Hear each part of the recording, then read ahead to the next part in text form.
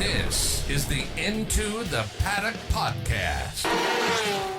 There's a lot of, this year in particular, there's been a lot of growing animosity toward Team Penske and specifically Josef Newgarden. I don't want to tread over too much of what we already spoke about when it came to the push-to-pass debate back at St. Petersburg. Long and short of what we basically said then is that we didn't believe that IndyCar was intentionally trying to help Penske. It was just a situation brought about by the fact that the team did something wrong and he happens to own the series. So it's all, by owning the series and an entrant, you're always going to open yourself up for this kind of scrutiny and question. However, it doesn't help that every time something like this happens, it's a bloody Penske car. Like these three incidents, you know, the push to pass thing, the caution at Laguna Seca that helped Josef Newgarden, and the this restart here at Gateway. You know, all three of these could have happened to three separate competitors, but they happen to three Penske cars, and all three of them involve Josef Newgarden. So, you know, a lot of people are throwing around that Josef Newgarden is now the new villain of IndyCar. And you know, I do agree in the sense that every series needs a villain, and it's good to have that because it kind of, you know, adds another layer of intrigue. You know, Kyle Busch has done wonders for NASCAR's viewership, despite the fact that no one likes him. Denny Hamlin, exactly. But I struggle to name Newgarden as the villain. He may be the villain that the fans want, but I don't think he deserves the title of being the villain because he hasn't really done anything particularly wrong. You know, that when you go back to the push to pass thing, Scott McLaughlin did it as well.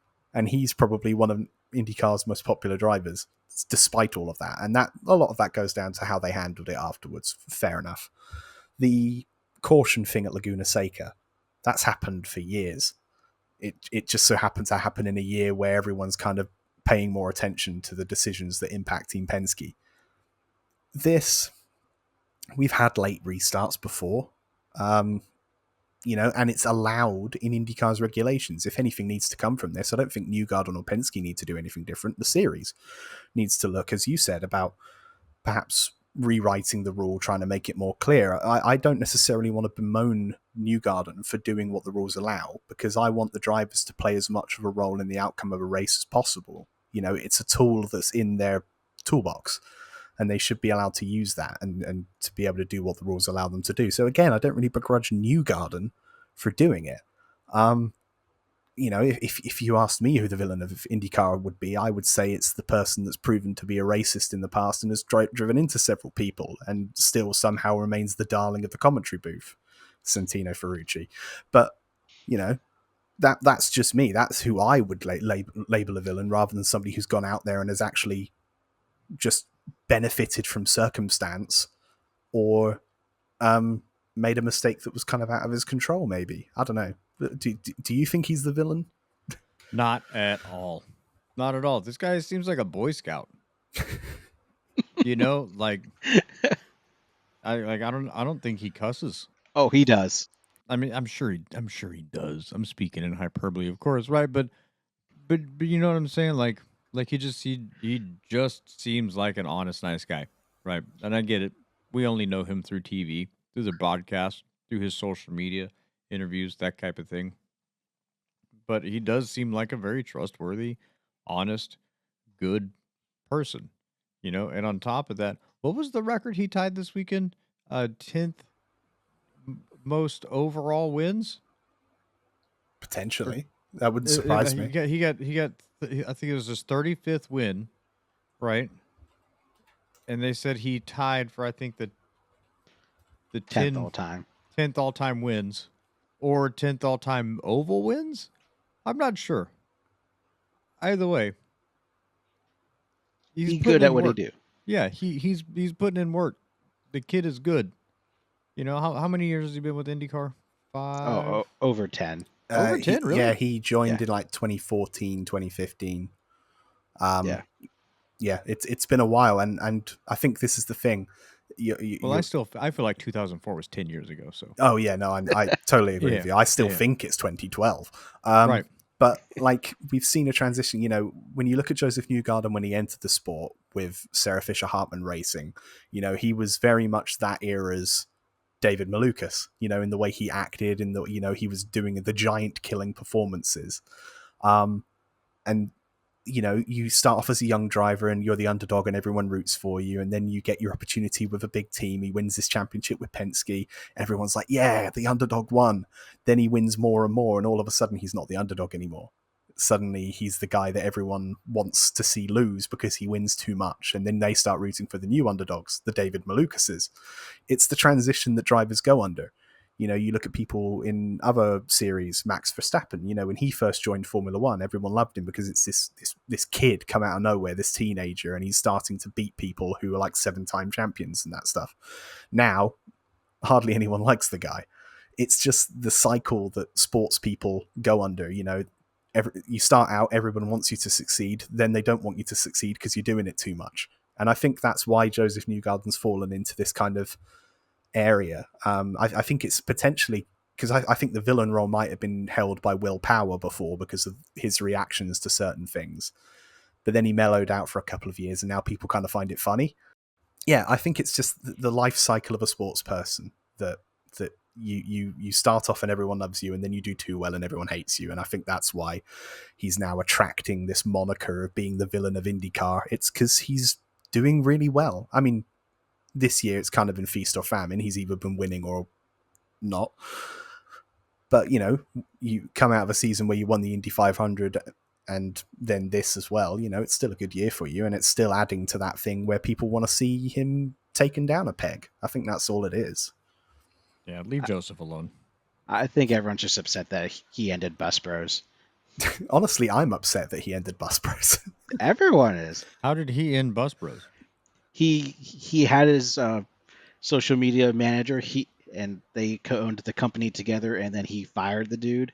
And he did an IRL friend purge and deleted his social media to try and focus more on winning the championship. And last I checked on the IndyCar standings, it's working really well.